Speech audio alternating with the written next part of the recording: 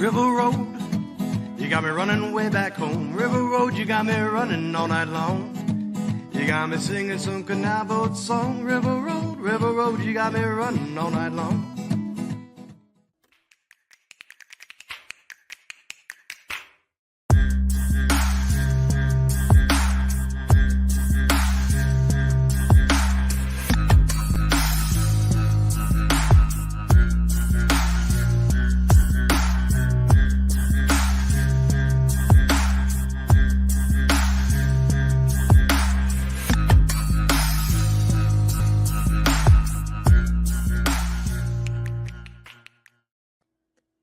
Hello, everybody, and welcome to another episode of Niner Nuts. I'm Dan, here along with James and Eric. Gentlemen, say hello. What's up, everybody? How you doing, everyone? Yes, welcome, guys, and shout out to our parent company for that awesome ad. Everybody, we encourage you to check out every show that is on Shady Sports Network, and thank you for joining us as part of that network, too, here on Niner Nuts. We do have a very special episode this week. We do want to talk about kind of late because the month is ending today. If you guys are watching this the day it drops, but we still want to talk about Mental Health Awareness Month. After one news story, gentlemen, it's a 49ers story. I didn't want to save it for the very end when I always do a little news story, but Juwan Jennings, third and Juwan. We didn't know, Eric, you and I talked about it the other day, that we didn't know he didn't sign his second round tender worth $4.9 million, and he was holding out of OTAs because of that. Another holdout for John Lynch. Really? Well, look at my surprised face. Gentlemen, the light has been found at the end of this tunnel that we didn't realize that we were in until now. But Juwan Jennings has signed his 2-year contract, and not only that, he has doubled his guaranteed money to $10.5 million over these 2 years, with incentives to push it to $15.5 million. So, roses, golf clap, get your money, man. I'm thrilled for him. Our third down automatic chain mover. His numbers don't light up the stat sheet, but the energy he brings throwing defenders into Gatorade tables and making clutch catches and touchdown throws in the playoffs last year. I'm so glad he doubled his guaranteed money, and it gives us flexibility because the restricted tender, we can't play around with that. Like, that's just a 1-year deal. So now we have a little bit of flexibility if we want to defer any of this payment for whatever reason. It's not that much money, but we can defer and add a void year if we want to. So we get flexibility. He gets, relative to him, a boatload more money than he was making, because he was only making like 5, 6, maybe $700K a year up to this point. But yeah, no, secured a $10.5 million guaranteed contract, and he's with us for 2 more years. Way to go, Juwan. Very proud of him. Yep. Not proud of John, but go Juwan. We got it. We got him. We're gonna get Brandon signed. It's not August yet. We got time. Yeah, of course. Yeah, he's gonna miss all of OTAs and summer camp or training camp, and yeah, I'm sorry, John. You're still getting criticism from me for all these holdouts. Yep, you might as well just listen to me before somebody else signs and Brandon's number just goes up and up and up and up. That keeps happening because what's his name signed today? I forget the receiver. Waddle. Yeah, Waddle signed today, so their Ayuk's number goes up again. So yeah. Well, Waddle only signed for like 28.5, I think, or 29.5. 28.5, I believe. So almost what Tyreek Hill is making, just a little shy of it. So that kind of helps Brandon that he didn't cross $30 million, because if he hit $30 million, that would have been pretty bad news for us. So what, it's going to be 29.6, 29.7, 29.8, 29.9. There's your numbers, John. Make it happen. Here's my plea. Here's my plea. He'll make more than Amon-Ra St. Brown if you just mirror A.J. Brown's contract. Just mirror $32 million even. Put it over 4 years instead of 3 years. I think Brandon will be happy if he matches AJ Brown's contract. If we backload the crap out of the contract, you should be happy with it. We could talk him into a void year or two. Like, just I don't know. I'm just going off of maybe he wants 35 million. You could argue the yards per catch stat means he should, but I don't know. That's why I was texting you guys, at least. Like, just duplicate AJ Brown's contract and see if he's happy. Yeah. Well, we'll see. See what happens. Right. And before this cripples my mental health, try to think of a cute segue into our topic for today. But yeah, guys, we know it's the last day of Mental Health Awareness Month, but we did want to address and talk about mental health awareness, because us, you, everybody, we all have our own story, and we all have our own things that we're dealing with every day. And the stigma of getting help is not really being a stigma anymore. Other podcasts, I'm not going to pretend you only listen to us. There's so many podcasts that I listen to that are sponsored by BetterHelp, and my employer has a lot of mental health resources. You see so many sensitivity things to it in just TV and movies now. But yeah, no, we just James, honestly, you kind of spearheaded this. I don't want to take the whole stage from you, but I guess. Well, I mean, it's our third season, and we're not going to let Mental Health Awareness Month go by without at least recognizing people, who are out there who are having trouble with life, wondering, are this diagnosis, does this diagnosis define me? What am I supposed to do? I'm schizoaffective, I'm bipolar, I have anxiety, I can't live a full life. And I'm here to say, especially if you're a veteran, you can. I suffer from schizoaffective bipolar type since I was 21, and I'm 45 now. And if you think like somehow I don't have the worst kind of mental illness next to schizophrenia, and think, there's no way he suffers as much as me, well, let me tell you, at one point in my psychotic break, I felt it was my mission to convert Osama bin Laden to Christianity. And I was literally packing for Afghanistan. So I've been there. I've been to the point where I don't see up anymore. Everything is down. I've been so low that, I didn't know what to do. I was working 1 day a week, at part-time, and I didn't know what else to do. So I filed for disability, and I was there. And now since 2017, when I dedicated my life to Jesus Christ more, and I started taking a newer medication, because the side effects of my old medication were hindering me, or I just didn't like the side effects. And so we changed my medication. I dedicated more time to Jesus Christ, and it's been an up and down road. But a couple of things that have happened in my life: I got into grad school without a bachelor's degree. You're going to see the ad. I'm on the verge of starting my own business, which could be a very lucrative one. And the reason why, other than faith, new medication as well, is the MICOM program at the VA. Now, this is a intensive care team that comes out to my house once or twice a week. A social worker will come to my house and visit me.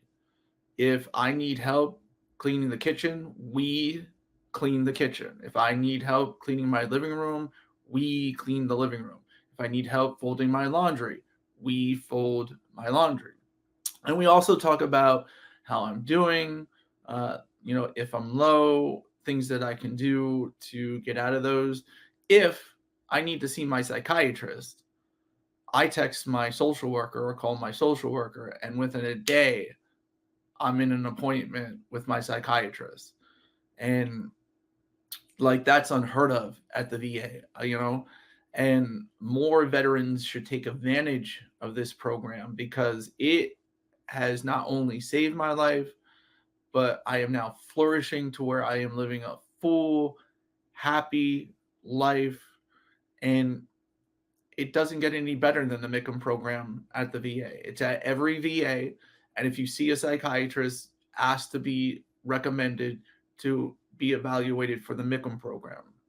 There's plenty of slots available.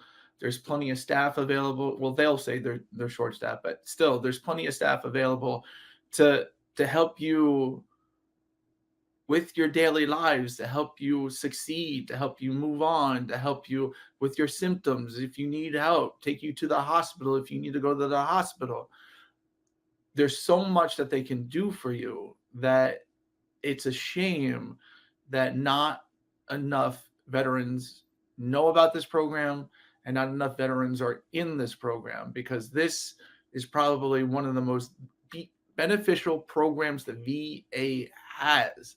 And, you know, like I said, I've hit psychotic breaks.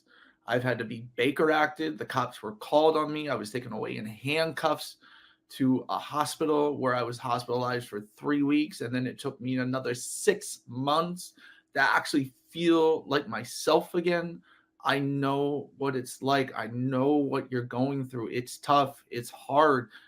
But it doesn't have to be that way, especially if you're a veteran. Go to your psychiatrist, ask to be evaluated for the MICM program today or the next time you see him, and get somebody and work. And I'm telling you, if you get in, it'll be one of the best things you'll ever have in your life is the MICM program. Yeah, that's amazing that you have those kinds of services available to you, James. I mean that sounds astounding. How do you said, can you spell the name of that program? So it's Mental Health Intensive Care Management. Okay.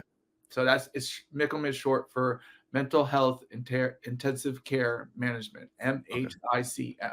Okay. All right. I wasn't quite sure what acronym you were using there. So yeah, it's once again, Mental Health Intensive Care Management. So, and it's shortened by MICM. That's what they shorten it as, but it's in every VA, you know, whether you're in rural Indiana or you're in Orlando or you're in Rockledge like me, it's there. Take advantage of it because it really has saved my life. It's flourished my life.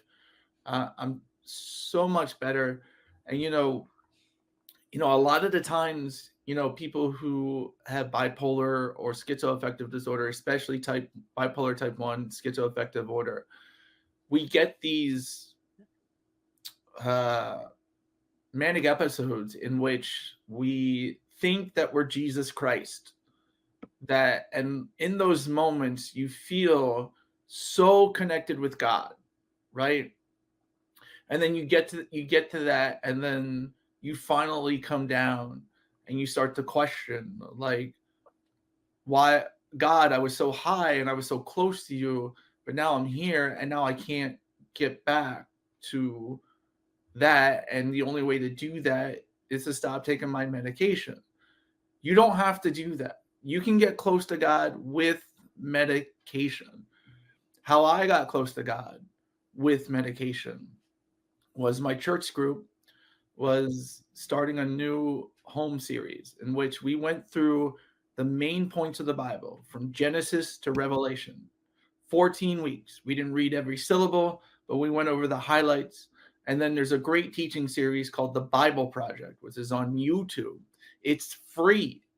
Every single book of the Bible is broken down with illustrations, easy for you to understand, basic Christian theology. My wife has a bachelor's in science and biblical studies. She has a BS in BS. And she even said that when she met me that I knew more than she did. And all I did was read the Bible and watch these videos. And it has such insightful things. There's no denominational theological preference. It's all basic Christianity. You can go there. Anything that is a point of contention in the different denominations, it breaks down every single viewpoint for you to see and try and understand. Because we all think differently. We all don't see things the same. And it's okay. The important matter is that when you read scripture and when you do these biblical teachings with the Bible Project, we become one church, one body. It's all the same. It's basic theology that we all believe, based upon not only the Bible, but the ecumenical councils from the 4th century. This will help you with your faith, even if you are not mentally ill. It will help you with your faith. You will grow exponentially as long as you let it come inside you and change you. Inwardly digest scripture so that you become a new creation like scripture says. And then maybe, just maybe, live those words that Paul says, that if I'm to boast, it's not of my strength, but it's of my weaknesses, because that's where the glory of God is shown. Yeah. That's powerful stuff, man. Yeah, I just right on. I'm not sure what else to say to that. That's really amazing, dude. Yeah. I mean, I've been told before that I have a BS and BS, but it's not the same one that you've. I can see that. I can definitely see you having a BS and BS. Yeah, totally different subject, but yeah. I'm the one with the film degree. So yeah. I have a film degree too. I have an associate's film. Oh, I went full BS with mine. I got a bachelor's. But no, no, man, that's amazing. Like, just the journey you've been on. Yeah, it's really awesome, man. I think Eric, being the newest, having been with us the last mental health month, I think opening the floor to you, Ling, you have the floor next. If there's anything that you would like to share as well, like this is just kind of being an open floor for for our own stories. Yeah, yeah, kind of awkward talking about mental health on a podcast that potentially hundreds of people could listen to. But however, I don't get super detailed on some things that I'll share again, but like whatever you're comfortable with, not to put you on the spot. No, it's okay. I mean, I'll just go. It's fine. So well, I also have bipolar disorder 1. So James and I, bipolar twins. Woo! Twin powers activate. Yeah. So I'm better looking though. Yeah, this is true. Yeah, you got that going for you. So I've got that general anxiety disorder, depression, a couple other things mixed in with all that. But those are the big ones that I battle with on a daily basis.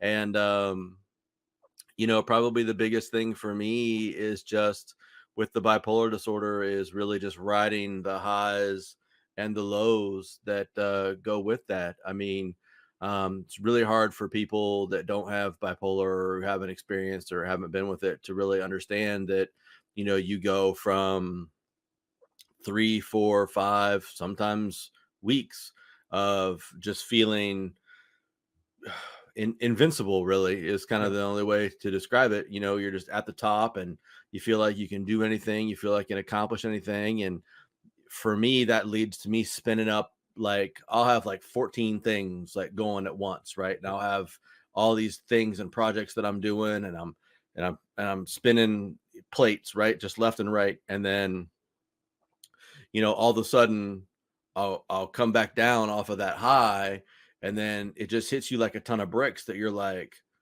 oh my God, like I have all these things going on now, and like I don't want to let people down or let myself down, from the things that I've committed to, but like I'm so overwhelmed because I have 14 things going on at the same time, and I can't possibly keep them up in a normal state of mind. So you get very overwhelmed when you kind of come back down to earth. And then there's just the dips that you go through as part of the bipolar. So, you have these big highs where you're cresting. I always view it as kind of like a sine wave. Like if you looked at like, the ups and the downs like that.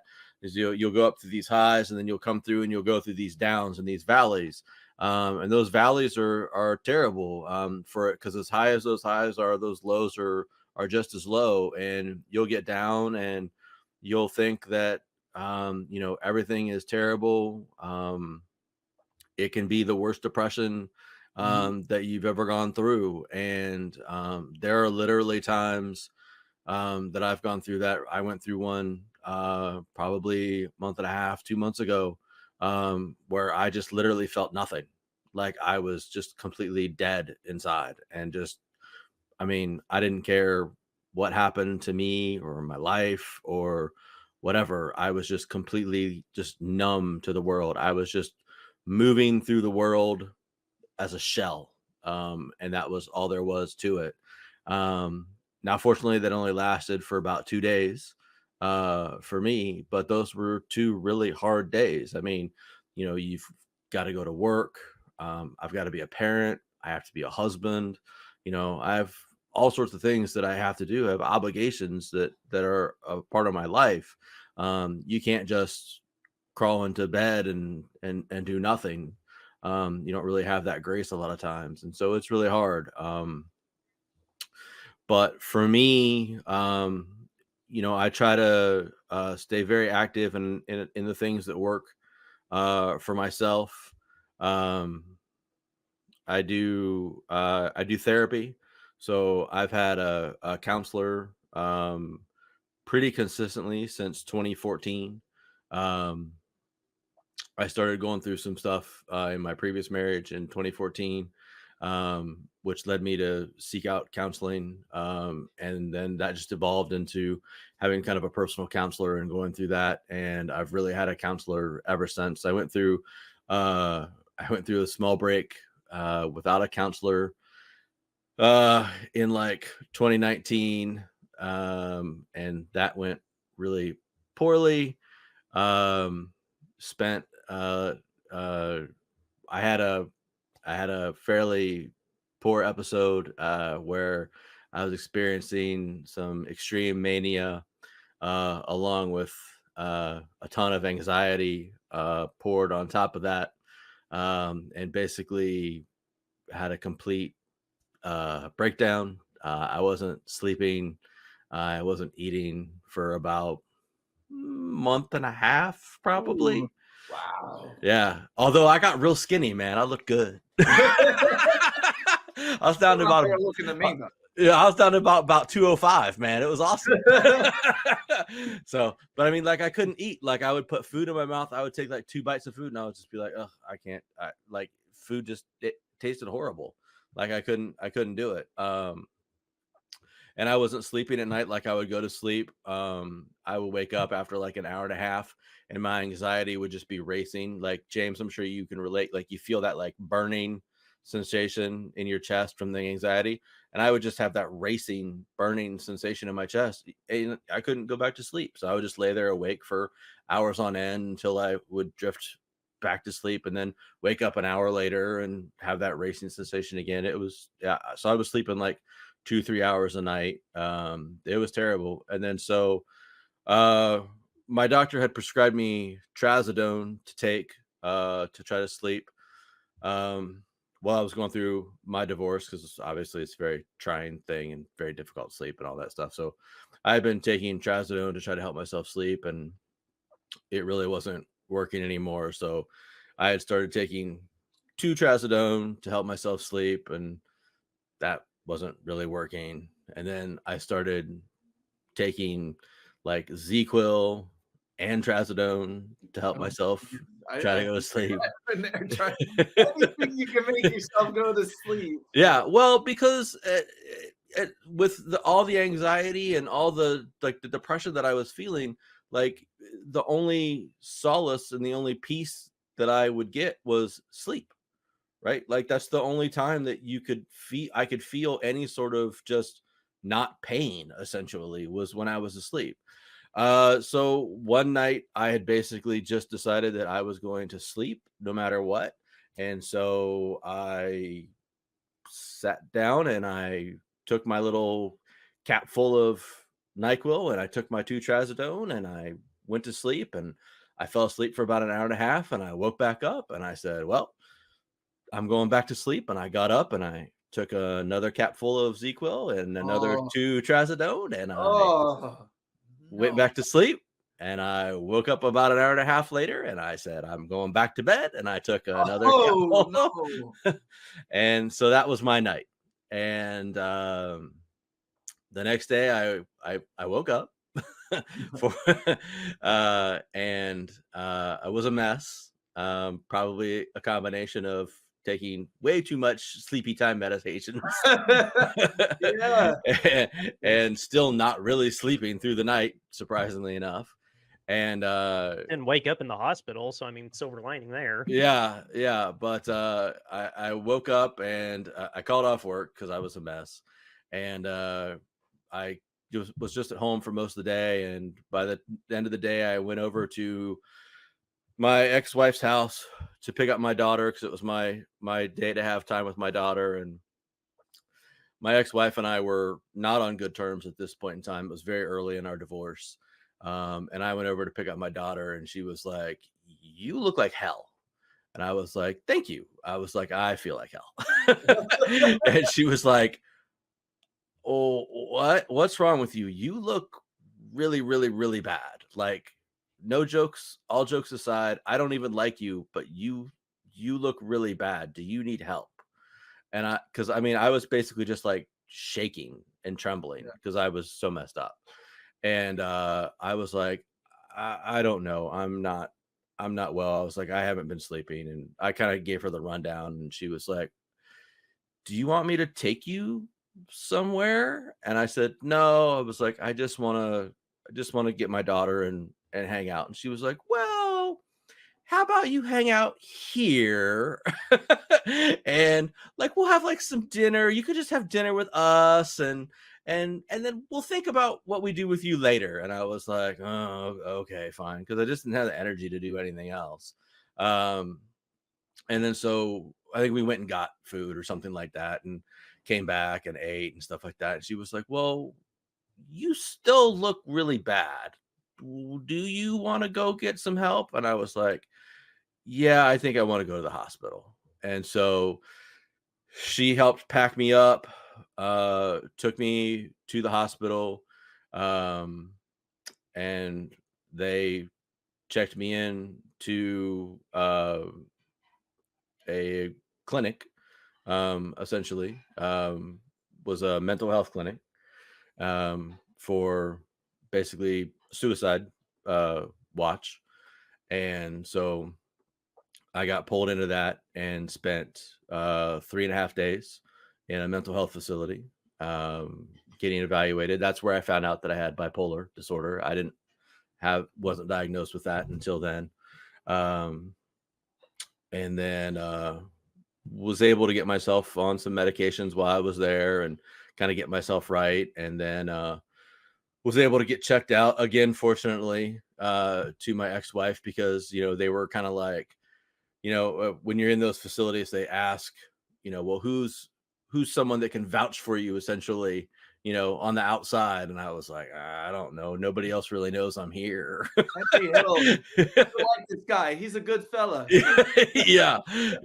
And they were like, well, we have to be able to contact somebody. And I was like, I guess call my ex-wife. And they were like, really? I was like, yeah, I mean, I don't have anybody else.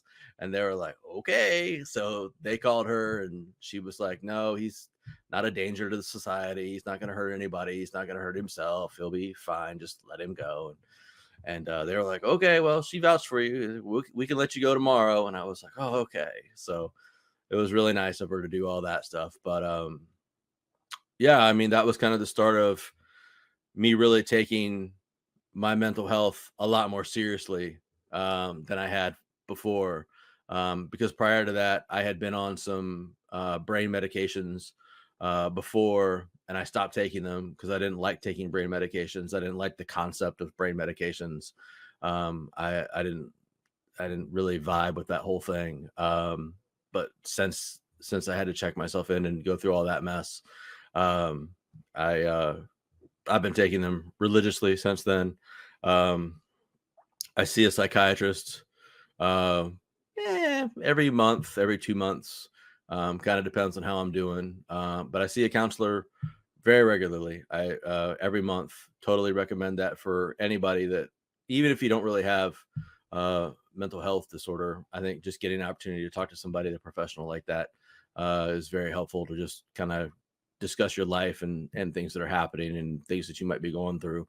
But to clarify, mental health counselors can't prescribe you medication. So when you Yeah. go to a mental health counselor, they're not going to give you a bunch of pills. They're actually going to sit there and listen to you and help you work through your issues. Yeah, my counselor's great. I mean, like, I just go in and I just kind of just, bleh, to him, and he listens and he's kind of helps me talk through, it's all talk therapy, right? I mean, it's just, talk, and helps me kind of see different perspectives and put things in a different, light and stuff like that. And it's just really useful. So, really dedicated to that. And, those are the things that keep me going. And then being, just being comfortable with my mental health too has been a big step, because I'm able to reach out when I need help now, which is a big step that I had to overcome. There's always been such stigma around mental health. I mean, James, you relate to that as well. That you always want to try to just keep it inside and hide it from everybody when you're going through things. And the big thing for me now is, if I'm going through one of my down periods and I'm having a depressive episode, I'll tell my wife, I'll be like, babe, I'm sick. And she'll be like, oh, what's wrong? And I'll be like, it's mental, I'm sick. And she's like, oh, okay. And she knows to treat me a little bit differently, handle me with a little bit more care, watch me a little bit more intently. She'll ask, do I need to call your psychiatrist? Do I need to call your counselor? No, I'm doing okay. But she'll watch me. She'll look to make sure I'm still moving through life at an okay pace, and just help me there. So, and there's a very important distinction that you made there, Eric, because you and I, people who have bipolar, mental illnesses, we're not crazy. We're sick. Yeah. Brain is like every other organ in the body. If your primary care doctor said, take this for your heart, you would take it. Your brain is like your heart, it's like your liver, it's like your lungs, it's like your intestines, stomach, whatever. Sometimes it gets sick and you need to take that medication. And it's not because you're crazy. It's because at times you are not you, and the medication will help you get stabilized and help you be you, especially bipolar 1, schizoaffective, schizophrenia, those types of disorders. Like those or just about everyone, but those especially need to take their medication. Yeah. It's very, very important. And it's not because you're crazy, it's because you're sick. And yeah, that's really the realization that I had to come to, James. And that was what going to the mental health facility helped me come to the hard way, unfortunately, was that it is a sickness. It is an illness. And like you said, just like any other sort of sickness or illness that you had, like if I was diabetic or, had blood clots or whatever, I would take my medication every day to help with my diabetes. Right. So, I mean, I just have to take my medication every day to help with my bipolar disorder. I mean, that's what I have to do because, when I was taking medication back in 2017, 2018, and I was just like, brain medication, blah, blah. I don't like this stuff. And I just stopped. I kind of went crazy. So, I mean, probably wasn't kind of, it probably actually. Yeah. So, I mean, like, it's important to realize and understand that, like you said, those medications are just to help you keep you from being sick, just as you would any other sort of treatment that you would expect to take from a doctor. So, that's the lens that I have to look at them through now. Every night still to this day, I bitch to my wife. I look down at my fistful of pills that I have to take, and I'm like, I don't want to take all these pills. And she was like, that's fine, take them anyways. And I'm like, okay. Well, funny. And the thing about it is too, like we you were talking about sleep and how sleep is a big thing. That's a very big important thing too. Because like me, like what happens to me is like I could be taking my medication all day, every single day, every single moment, every time I need to, I will take my medication. However, the stressors of life, basically earmuffs, shit happens and you have to deal with life. And for someone like me, it becomes all too real, especially like, okay, I'm the breadwinner of the family. You know, my wife is sick, she can't work, and I have to work. And when you get fired from a job and then you have no source of income, and Florida unemployment is freaking backed up for 6, 7 months, and you're just like, I don't know what I'm going to do. I need to make money happen fast, fast, fast. Next thing you know, you're trying to exploit uh, an undrafted rookie free agent, and trying to exploit him for money, um, and becoming obsessed with him, and then calling all your friends at 2 o'clock in the morning because your Twitter business is about to fail if they don't start tweeting, and it's no joke. Yeah. Ask Stan, he was there. Yeah, no, I definitely was. Yeah. Yeah. Oh, sorry. Go ahead. Go ahead. Yeah. I was gonna say, well, first, thank you, Eric, for sharing that too. Yeah. Because I think that's a big part. I hope at the end of this episode, people just feel we just add to the conversation that you can have this conversation and it's okay to not feel okay, really. Yeah. And just trying to keep us on our goal time, so to say. I'm not trying to step on anybody, but I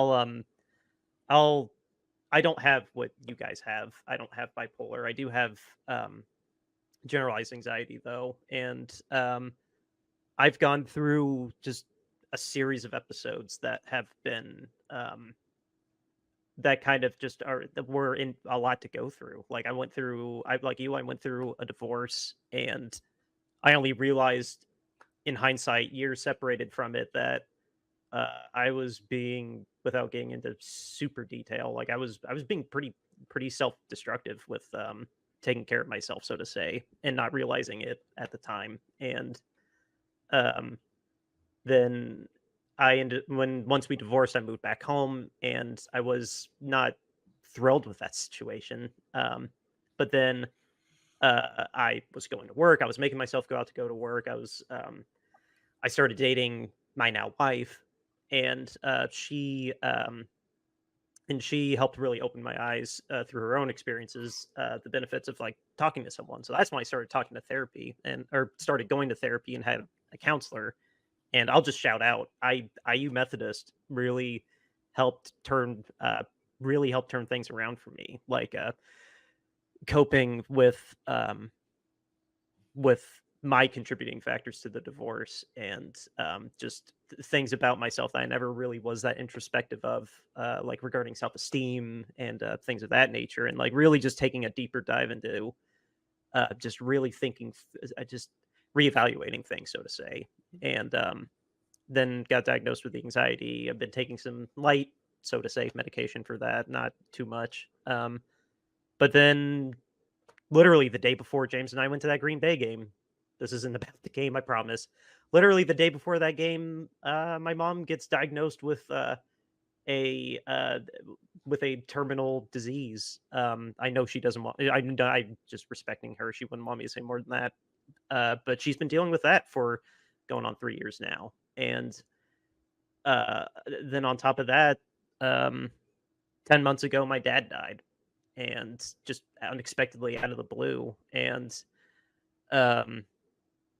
between both of those things, like I had I've gone back to therapy a couple times. I don't have ongoing therapy, but with how great it was for me dealing with the divorce, between dad dying and then my mom just being as sick as she is, and how that changed my life for my sister and I, and then obviously her brothers, my uncles, just things. It's good to have someone to talk to. Like having a life partner and friends. Like doing this is therapeutic in its own way, but no, just to deal with the weight of how heavy some things can get. I can only speak for just the for vouching for therapy. Like I said, I don't have I do have anxiety, but I couldn't I couldn't tell anybody I can't imagine how my life would be if I didn't actually start doing therapy, especially with all the stuff that like just I've been going through. So I hope everybody just hearing all three of our stories from very different perspectives just call some just make a call. I went through my hospital. If you are fortunate enough to have insurance, like just call someone or call I know go the crisis hotline, which is now 211, I think. Okay. 211 is I didn't put a number in this ticker, but no, there's so many ways to reach out, and then they'll guide you through whether you have insurance or not. I just but no, I know my counselor is a ring away. Like I can just jump right in and do the formality of like entering the program again. But no, I've had 2 therapists for 3 different sessions, or so to say. Like one for my divorce, one for dealing with just the weight of mom and dad both being sick, and then one post dad dying. And they've been wonderful every single time. Like getting so anxious and trying to avoid another depressive episode. Like I'm not diagnosed depressed, but I don't want to get into that state I was when I got divorced. Like even though it wouldn't make sense if I did, especially right after my dad died. But yeah, no, I don't know. I just all I all I can say and keep saying is just call somebody. Don't just call a friend. Seek professional help. Like, do not be afraid, and do not think you're any less of a person for seeking professional help. Well said, Dan. Yeah, definitely. Yeah, I mean, professional help is there, especially if you have insurance. I mean, I know there's lots of people out there that don't, and I feel bad for them because I know help is harder to get. But if you've got insurance, I mean, you're gonna have a $30, maybe $40 copay, something like that. I mean, it's gonna be a drop in the bucket, and that's gonna save your life probably at some point in time if you just make that call. So, and if you're a veteran, don't stop fighting for your 100%. You deserve it. You earned it. You went out there and you served our country, and you came home with something. You came home with something that you can't explain, that is just holding your life down, and you deserve to have your 100%. Keep fighting. I got mine after like 20 some odd years of fighting for it, and you can do it too, because I tell you what, the financial burden that you have through life, and you're suffering with whatever you're suffering with, whether it be a busted knee, a busted hammy, busted back, or mental illness like me, just know that you deserve that 100%. You deserve every single cent. Don't let anybody tell you otherwise. And you need to go out there. You need to go get it. You can go to the DAV, American Legion, if you want to do it for free. And, you can get somebody who does back pay. You want to do it that way. Or like I did, I recruited a professional shark, so to speak. But I tell you, I mean, honestly though, like, did he carry the bat this way or this way, Jimmy? Well, honestly though, the thing about it is though, I wouldn't change it for the world, because I got my 100% in 2 months. Yeah. Oh, he he broke both the legs then. Yeah. Yeah. So I got it in 2 months. Did I have to pay a lot of money? Yes. But however, it was the same amount of money that I would have paid if I got somebody via back pay. Yeah. Because you do somebody who does back pay, there's no incentive to get it quickly. They're going to sit and sit and sit and sit and sit on it, and then push it through, because now they get a big, nice check. If they do it within a month or two, their check is nowhere near what they feel like they should be compensated. And so there's that way to go. And I'm not saying if you want to wait a year and do that because that's what you can do, that's fine. Just understand, you can get a lawyer and do the same thing within 2 months, and you'll still pay the same. That's great advice. I mean, I know there's a lot of veterans out there who don't really understand how the system works and how to get all the benefits that they deserve. And, they need to be able to figure all those things out. So, I mean, that's great for you to And talk they don't about really little get help wisdom. from the VA. It's not like the VA No, is sitting there helping them get through the freaking no, system, telling, not at "Oh, all. you need this, and this. This is what you need to No. in your meeting and all of that." No, Yeah. but the people who are there to help get you that 100%, whether you go to the DAV, the VFW, American Legion, they'll do it for free. It will take longer, but they at least will say, "This is what you need to say in your interview. This is the paperwork that you need. We'll help you get it all. Do you want us to drive you to the appointment?" The DAV, American Legion, VFW, they can help you too.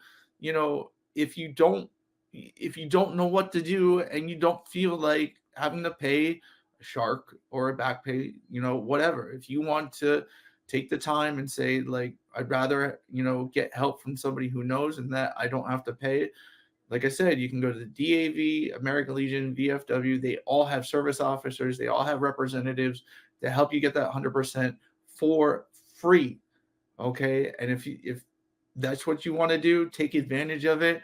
There's plenty of veterans who have taken advantage of it and are thankful that they did. And so just keep fighting because, yeah, it's out there. You deserve it. And don't stop fighting. After 20 years, I got it. It was a great relief off my shoulders. I'm still fully employable, so I can go have a part-time job or have a business, which I'm on the verge of doing now, and you'll see the ad sometime during this show.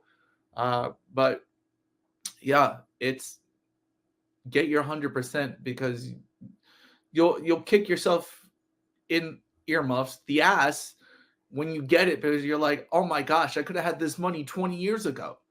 I should have, and you can easily go from 10 or 30% to 100% like that if you have somebody who knows how to work the system, knows how to help you, knows and tells you what to say. Because remember, you're going to be in that interview and that adjuster is going to be like, okay, so what's a normal day for you or whatever.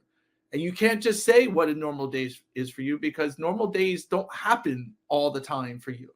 You have to think of your worst day because that's when you are at the lowest. That is why you need this 100%. You need to think about how much it affects you on your worst day because that is what is keeping you down and hindering you from being successful. And understand just you're sick and you deserve this money. That was it the military's fault necessarily you got it? No, but it happens. It just happens. And while you're serving the country, it happens while you're serving the country. And 9 times out of 10, something related to your service has caused that either physical injury or this mental illness that you have. And you absolutely deserve every single penny. Go get it. You can do it free at the DAV, American Legion, VFW, or you can get a lawyer or get somebody who takes back pay. However you want to do it, it's up to you. But go out and get it. Yeah. The fact that it is that, I don't know if difficult's the right word, but the fact that so many fingernails have to be pulled and how not automatic it is for someone that went across and risked their life. Like the fact that it's not just an automatic, like we are grateful you played a part in keeping our country a country. Like, here you go. That's bizarre to me. Like, you've texted me off my about everything that's happened to you. Like, I just can't believe it's that. I can't believe you have to vouch that much for yourself, almost like validating the fact that you went through what you did for that country. And it's not a ticker tape parade, bad metaphor, but like the fact that you have to fight that hard to get something after you risk your life for this country. That's just insane to me. If you're a little late to the program, at the bottom you see mental health intensive care management, the MICM program. That's at the VA. If you're a veteran, ask your psychiatrist to get an evaluation there. Just the recap: mental health intensive care management, or MICM for short. Right.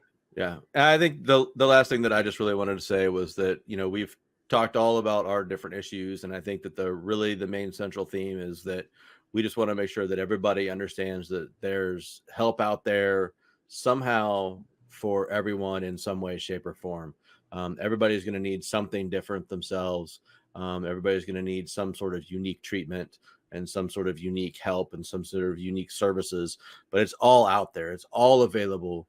You have to look for it. You have to seek it out.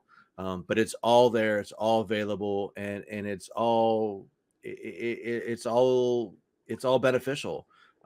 We've all three, on this show benefited in some way, shape, or form from the various services that we've been exposed to and that we've partaken in, and it's all made our lives better. I'm so much better and in a much better place than what I was, 10 years ago. Yeah. 10 years ago, even really just 4 or 5 years ago. I'm in such a much better place with my mental health and where I am and the ability to live my life and experience life and do life than I was. And that's all just through the work and the resources that I've put in and the resources that have been available to me. And I hope that everybody out there takes advantage of that. And if you need help, get help, seek help, and make your life better.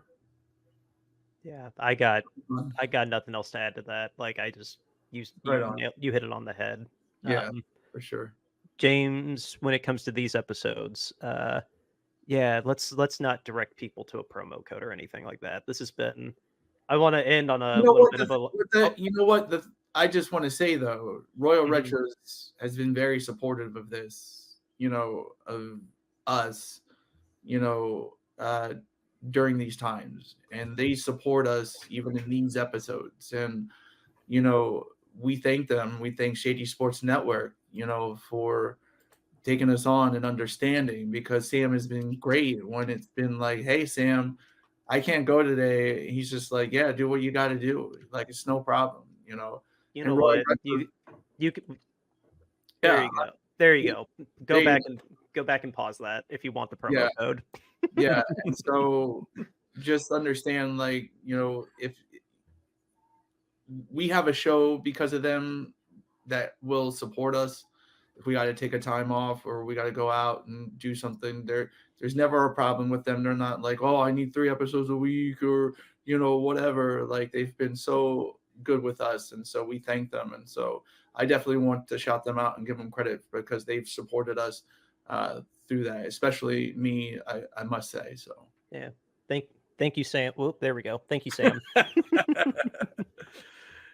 No, I think with that, guys, I don't know. I think this has been an awesome episode, and hopefully you all take something away from this. And sorry it's not football again. Basketball a couple days ago.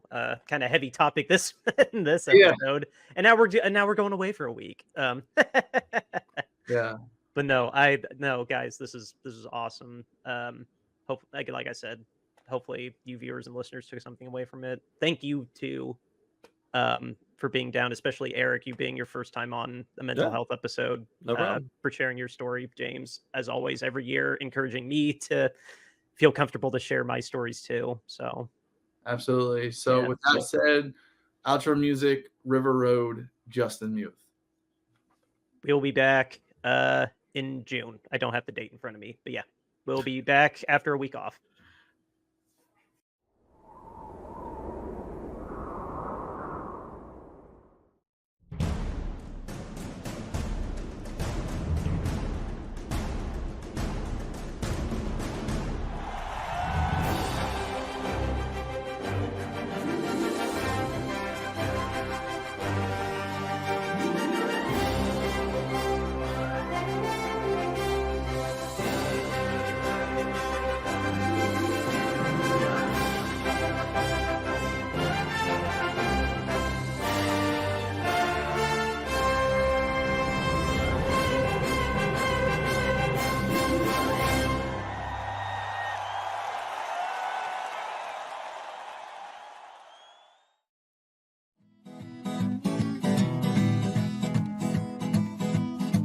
River Road, you got me running way back home. River Road, you got me running all night long.